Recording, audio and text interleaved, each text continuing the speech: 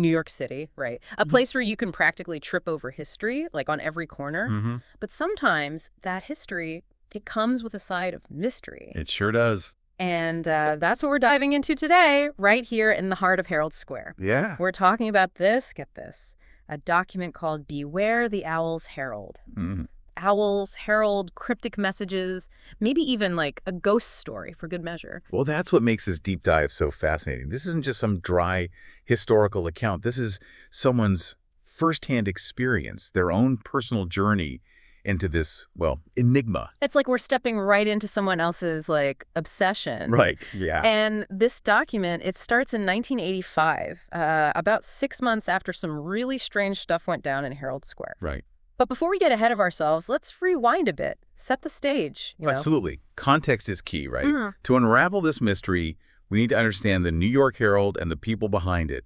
The Bennetts, this, like, father-son duo who built a media empire. A media empire, yeah. But we're not talking about some, like, squeaky clean newspaper magnates, are we? Not quite. The founder, James Gordon Bennett Jr., was a complicated figure, to say the least. Oh, yeah. A true pioneer in media, but also incredibly controversial, especially during the Civil War. I bet. Our source actually points out that he was a vocal supporter of the Confederacy and even used his newspaper to, spread some really, let's just say, racist views. Yeah. Makes you realize how much things have changed. Yeah, those early newspapers, for all their problems, they really shaped how we get our news today. For sure. So what about Bennett Jr.? Did he inherit any of his dad's, shall we say, colorful personality? Oh, he did, but in a different way. He carried on his father's legacy of bold journalism, but James Gordon Bennett Jr., he was more known for his eccentricities. Eccentricities, huh? Imagine a newspaper tycoon, right, with an obsession with owls. Owls, really? He put owls on everything. The masthead, the building decor, even envisioned his own mausoleum in the shape of an owl.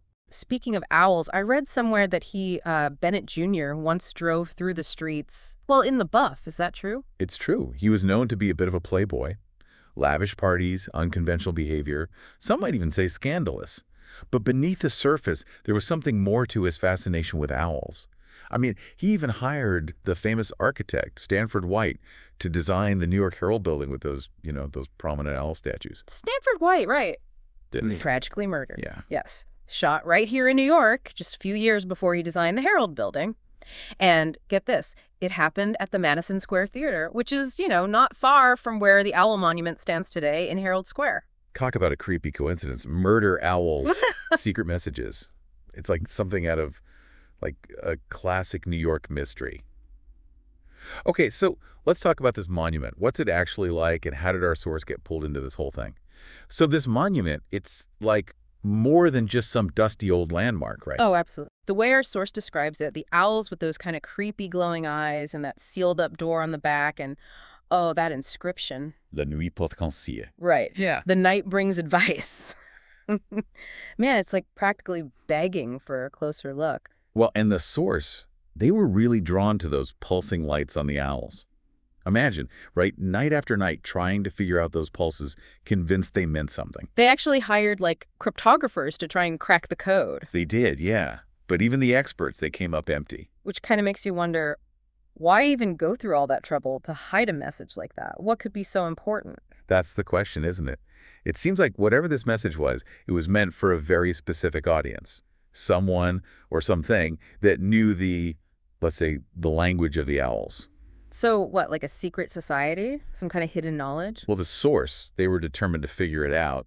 They talk about using all sorts of technology to analyze the pulses, comparing them night after night, looking for a pattern. And they finally, like, cracked the code. They figured out what the owls were trying to say. They did. And get this, the message was, well, you're not going to believe this. Oh, come on. Don't leave me hanging. What did it say? It was in French. French. L'éditeur se trouve dans, which means the publisher lies within. Wait, hold on. The owls themselves were the clue to where the publisher's message was hidden. But didn't they tear down the old Herald building? If Bennett Jr. is within, where is within exactly? Good question, Raid. Remember Bennett Jr.'s big dream? That owl-shaped mausoleum he wanted, the one designed by Stanford White. Oh, right, before. Exactly. So you're thinking maybe this message, it means the monument, it's more than just a monument. Maybe Bennett Jr. found another way to, like, be with his precious owls. It's a possibility the source definitely considered. Okay, so the publisher lies within, but how do you get in? They couldn't just, like, knock on the door and ask to be let in, could they? Not quite. The source describes how they kept hitting a wall, literally, with that sealed door on the monument. They tried everything. Deciphering symbols, counting the owls, factoring in the date. Nothing worked. Man, that's gotta be frustrating. They had the message practically gift wrapped from the owls and still couldn't get inside. What were they missing? Well, they were so focused on getting in that they overlooked something crucial. The night sky. Remember how the source mentioned those nights just watching the monument waiting for a sign? You mean like the answer was literally written in the stars? You might say that. Wait, so you're saying all they had to do was look up? That's kind of wild. Well, it wasn't quite that simple. The source had a real aha moment, They finally looked up and it all clicked. It was that Masonic symbol on the door, the one with the 5 stars and the crescent shape. Right. They knew it meant something but couldn't quite crack it. Exactly. The thing is, those 5 stars, they matched up with the alignment of 5 specific stars on a very particular night. Okay. James Gordon Bennett Jr.'s birthday, May 10th, 1841. Oh, wow. That's kind of creepy. But what about that crescent shape? I thought they thought it was like the moon or something. They did at first, but here's where things get really interesting. That crescent shape, it wasn't the moon. It was Venus. Venus. Yep. And not just Venus any old way, but Venus in a really specific phase called the Athena alignment. It's this rare thing where Venus is in its crescent phase and lines up with certain stars. And in this case, it lines up with the same stars that make up the constellation associated with, well, Athena. Hold on. Athena, like the Greek goddess. Owls. Athena. What, am I the only one seeing a connection here? You got it. Athena, the goddess of wisdom, warfare, and her secret animal was the owl.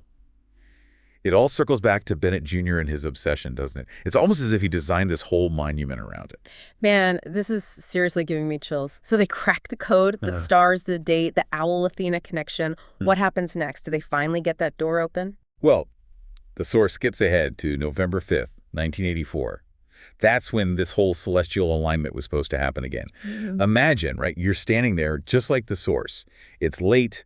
The streets are empty, snow is coming down. So that's like the beginning of a horror movie. And the anticipation, right, must have been incredible. So what happened? Did the door just like magically open at midnight? Not exactly. See, the source mentioned the word snowy was important. Turns out they managed to decode that word into numerical sequence using some key numbers from Bennett Jr.'s life. Like some kind of code? Exactly. A code based on his birthday and the year he took over the newspaper. And they used that code to unlock a bunch of hidden buttons on the door. Whoa. And at the exact moment of the alignment, they punched in the code, and the door creaked open. No way. Okay, but what did they find inside? Was it Bennett Jr., just like they thought? Tell me they came face to face with the man himself. Well, this is where it gets even more mysterious. The source describes this tall, shadowy figure coming out of the monument. Okay, but was it him? Was it Bennett Jr.? The source doesn't actually say, but they do mention one thing that's really creepy. This figure, whoever or whatever it was, they said just one thing before disappearing into the night. What news of Stanford? Stanford White, the architect. The one who designed the building and the one who was, murdered all those years ago. Are you thinking what I'm thinking? Could this figure be connected to his murder? What does it all mean? That's the thing, isn't it? That's the question that really sticks with you, even after you finish reading the source's account. Who came out of that monument? What did they have to do with Stanford White?